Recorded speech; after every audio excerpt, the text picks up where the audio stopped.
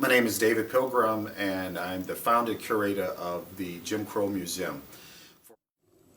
David Pilgrim bought his first racist object, a Mammy salt shaker, when he was just a young man in Mobile, Alabama in the early 1970s. Over the next 4 decades, Pilgrim traveled throughout the United States collecting racist objects, musical records with racist themes, fishing lures with Sambo imagery, children's games that showed naked, dirty black children, any racist item that he could afford. And as I got more money, I bought more stuff. Up until recently, I could make the claim that I never went to a city without buying something. And I think Lawrence, Wisconsin, where I gave a talk recently, was the first city I've been in where I didn't buy something. In 1996, Pilgrim, then a professor of sociology, donated his collection of 3,000 objects to Ferris State University. He worked with John Thorpe, department head of social sciences, to find a suitable space to display the collection. For 15 years, we were located in a small converted classroom in the Star Building. It was only 500 square feet. The collection was probably 2,000, 3,000 pieces. Then it grew a little bit. We couldn't display all the pieces. We did not have enough room to place the objects in their proper historical context. We could not, quite frankly, have signs in there that were didactic panels. The only signs we had were actually segregation signs. So we knew we had to move. Well, what you're seeing here is, this is the back left corner of the museum. So you'd have had like masks, Halloween masks back there. This was a Mammy case. You see, we had very little room to show things, okay? These were games and toys in the back. Actually that's what that back wall was, games and toys. What you have here are 2 students, and again, even though it was a small place, they were doing the work of the museum, where you look at an object and you're trying to figure out what's the history of the object, how did it come, the history of the caricature, and then also at some level, what do you see when you look at it? So we could still do the work, but it was just confined. About 7 or 8 years ago, the university appropriated $100,000 for us to redesign the museum.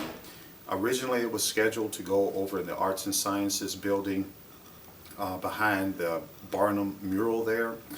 That would have been a tremendous upgrade, but I have to tell you that even though over the last 7 years I was a little bit disappointed that we didn't move, the fact that we've moved to this new location is much better, and I believe it's worth the wait. So this new facility we have, which is on the lower level of flight, affords us the opportunity to tell new stories. It affords us the opportunity to host a much bigger group of people, and it gives us the opportunities to place the objects into their proper context. I'm Lisa Kemmis, and I'm the Jim Crow Museum Assistant.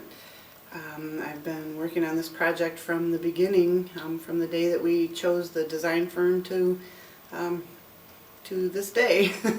I've helped with all the different aspects of the museum. I'm not the decision maker by any means, but I handle the collection, and I've helped get all the images together for all the graphic panels that we have in the museum. I've helped with the text, helped place objects in the cases, and generally been the go-to person for information and that for tours and the things that we'll be doing in the future for the museum. My name is Franklin Hughes. I am I guess I'm videographer, multimedia specialist for the Jim Crow Museum and Academic Affairs. My job has been to provide some of the audiovisual content for the museum, and also to help with graphics and some of the design of the overall look and feel, I guess, of the graphic panels and stuff like that. As far as the violence video, I produced that, and I produced the audio tracks for the Jim Crow laws and did the cartoon videos. The Jim Crow Museum will open on April the 26th. That's the official opening. However, I'd like to welcome you in so you can get a sneak preview of the museum's holdings.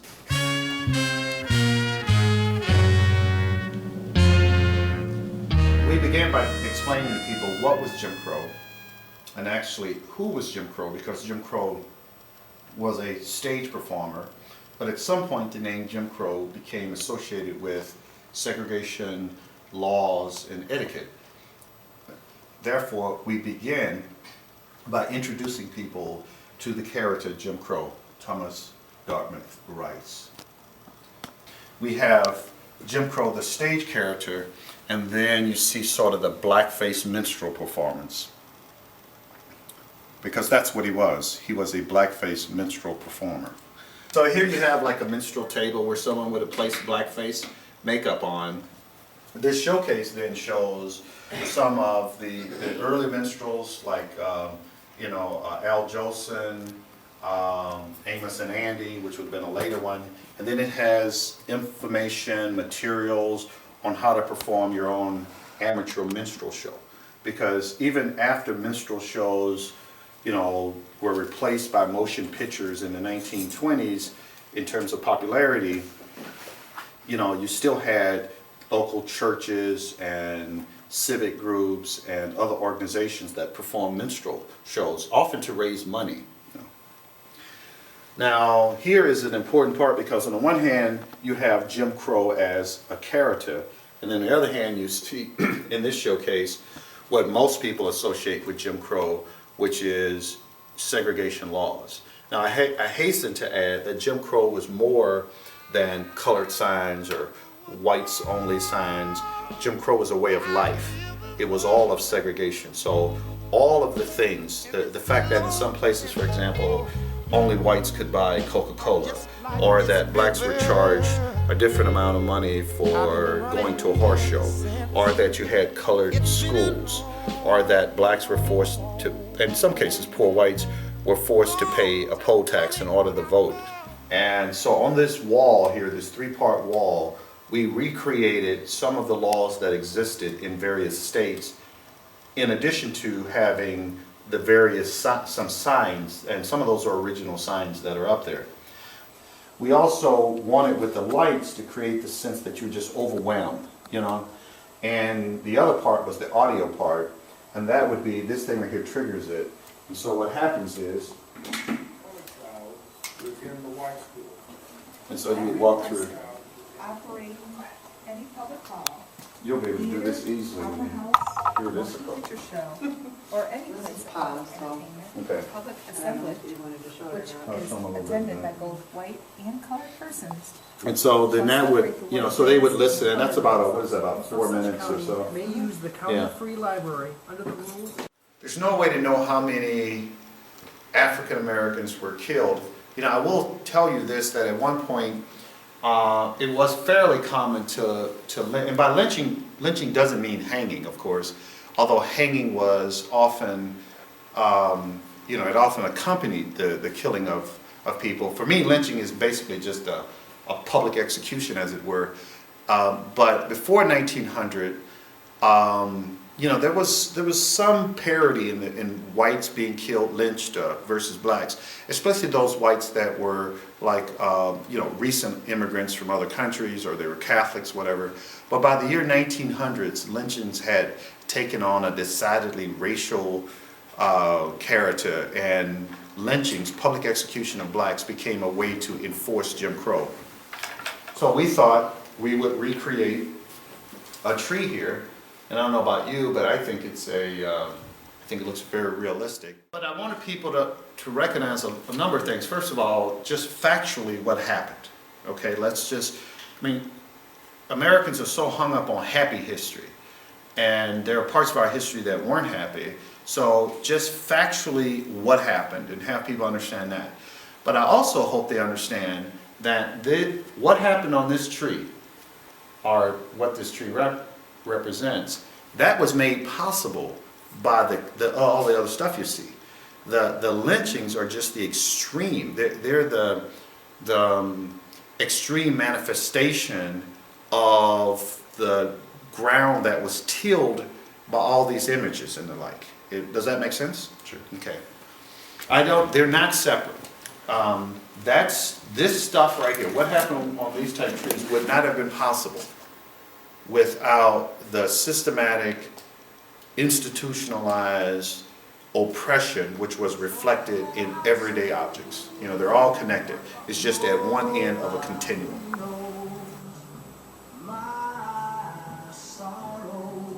This would be used as a key hook or maybe a pot holder hook. Would hang on the wall in a kitchen for people to hang their dish towels or pot holders or keys or anything that had a hook to it. Just objects that could have been used, and I don't know if they were used, you know, to enforce, you know, Jim Crow etiquette. I will tell you that that long pole, or that axe, the axe handle there, that's actually from Lester Maddox. And Lester Maddox is the white segregationist who used, he had a axe picks. I think that was actually the name of his restaurant too. And when blacks, in 1964, I think it was, the state of Georgia was told, like all the other states, that they had to serve blacks, and he said that he refused, and so he and his white customers would go out front with axe, and they would beat away blacks who tried to eat there.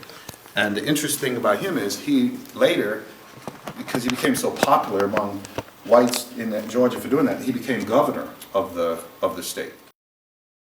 What this is actually, I think this one's called let me make sure, Hit the Coon and African Dodger. But anyway, the bottom line is that when you're around the late 1800s, it was fairly common to pay blacks to be targets at carnival games. And so people would, you know, get X amount of money for a direct hit and whatever. They became a little more civilized in years and would sometimes give them helmets to wear or something. At first it was with rocks, and then it was similar to what you would call a softball today, the big balls. And then finally smaller balls were used. And so then we became more civilized and started using things like, you know, fake, you know, wooden blacks or whatever, but the idea of blacks as targets never ended. I mean, this is that piece right there is a piece you would shoot at with a bow and arrow or with a gun or whatever. So there's still this idea of using blacks as targets. You don't have to be a psychologist to figure out the, you know, significance of that. The 1964 Civil Rights Act was the most important civil rights legislation in this country's history. The president used several pens to sign it so that he could hand them out. You know, write a couple letters with one, put it down, pick up another one. And what you have there, you know, is one of those pens. It's one of the prouder pieces, one of the pieces I'm most proud of in the collection.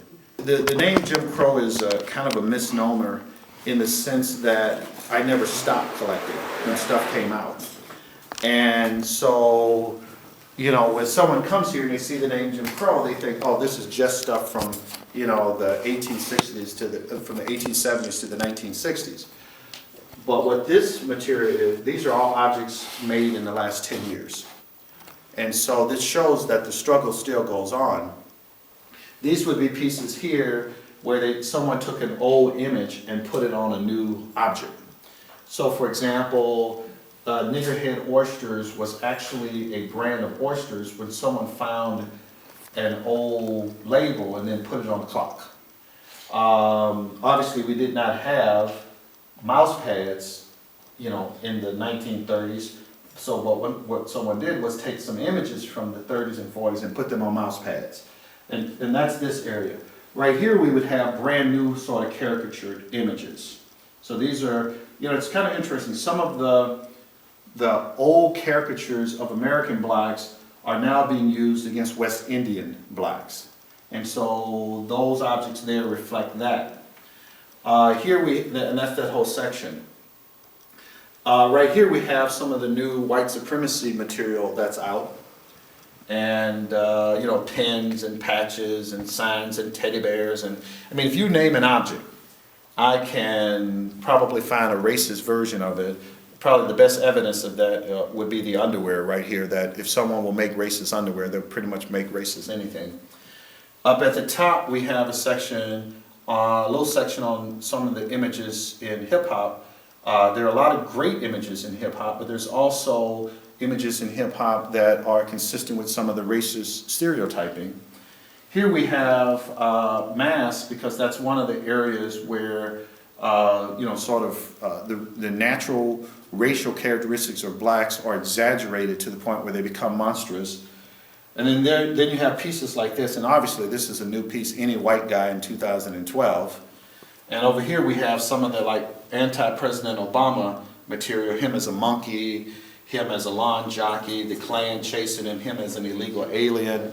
And this shelf right here, we have stuff coming. This will be some of that on other politicians or celebrities. As you can see, this is a soap. It's actually a new product that's been put out, but this is typical of the everyday objects that people found in their homes, soaps and figurines, food items, that kind of advertising that continually perpetuated racism in our society. So tell me what have you learned from this experience putting the museum together? I've learned that putting a museum together is extraordinarily difficult. There's so much detail that goes into it. I'm used to the old museum with a little room where you just talked and talked and talked, and here we're learning that we can allow people to discover on their own and still have the same accurate information that they would not have been able to get in the old museum without the graphics and that. In terms of what has impacted me in this is just the sheer scope of it. I mean, when we had the little classroom, I would deal with the objects that were in there all the time, and that was just a quarter of our collection. And as we began to fill the cases in here, it was kind of overwhelming to realize that we still had thousands and thousands of items that have never really even been shown. And it really paints a much more complete picture of racism, and not just during the Jim Crow era, but throughout history and up into today. As you've seen before, we have the case that has the contemporary racist objects, and that we've got just as many objects in there as we do in some of the older ones. So that's kind of been an eye-opener over the last few months. Change has gotta come now. Ooh, yes it is now. Oh my, oh my, oh my. It's been too hard living. Oh my. I believe one day Fair State University and the Jim Crow Museum will be a national resource in a real way. We already have had people come from overseas, scholars come here, civil rights activists come here, and that's when we were in the smaller place. Now that we have an opportunity to place the objects into a better context, now I really believe that what we can be is a national and international resource. But I don't want to lose sight of this. This is primarily a teaching resource for our students and our faculty, so that our classes, some of them, will be redesigned to incorporate the lessons of this museum. I see this museum as a place where we have people from the local community come in, where we, again, still have civil rights activists, still have corporations and others come. Now, what is it I hope people get out of this experience? I hope they learn, first of all, that they learn things that they just did not know. On the outside of the museum, in the pre-museum experience, we have a timeline of the African American experience, or the experience of Africans and their American descendants in America. That timeline, if the person never went into the museum, it is full of information and knowledge that people can gain. Once inside the museum, I hope that people see the connection between anti-black caricatures and Jim Crow segregation. I hope that it becomes more than just visual aids for people, but instead becomes fodder for real, deep, nuanced discussions about racism and ultimately other isms. Yeah, someone asked me one time, what did I think was the most common response that people had when they visited the old museum? And my opinion was that a kind of reflective sadness was the most common response. My sense then, as it is now, is if people leave there, and that is what they leave with, then we've failed. Instead, what I hope is, whether it's sadness or just, again, some kind of deep reflection, that what it really serves to do is to give us the opportunity for dialogue. I wouldn't be much of an educator if I did not believe in the triumph of dialogue. And what I believe and know to be true is that objects of intolerance can be used to teach tolerance and promote social justice, and they can be used in an academic, intelligent way. Well, tell us about the grand opening and who's going to be there and what's going on.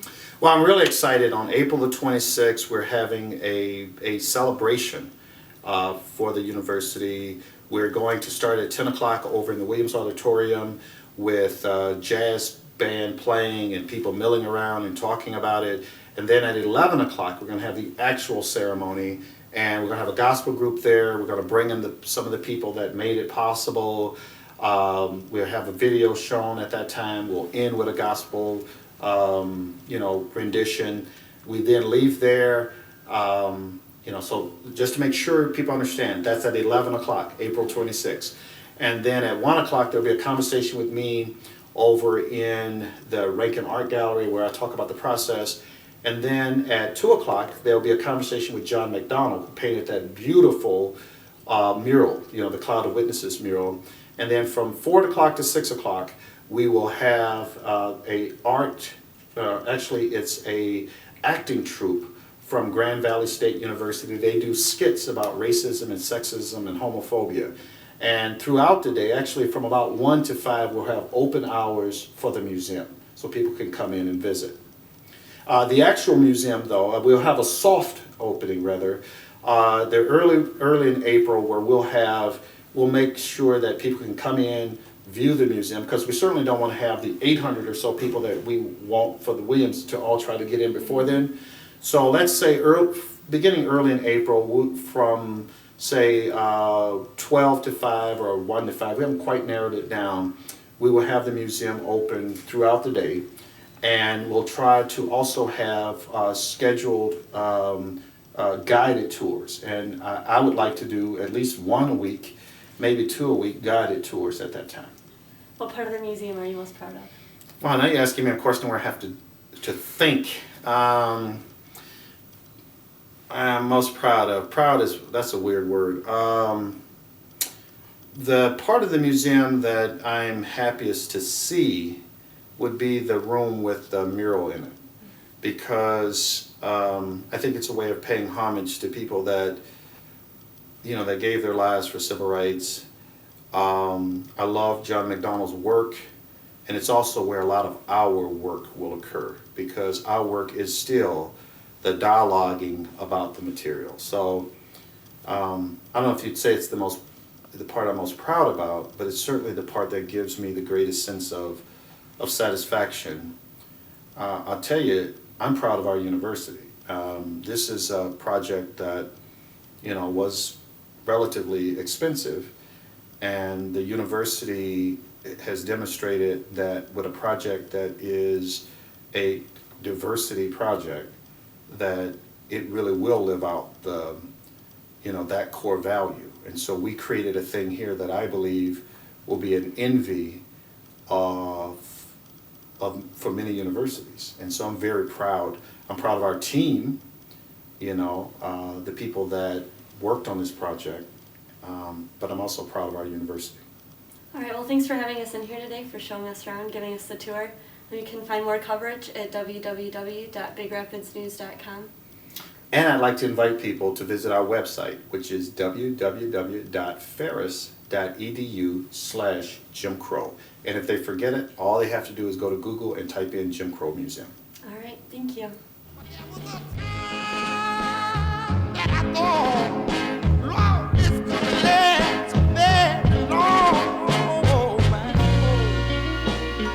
Somehow I thought I was still able try to carry on. It's been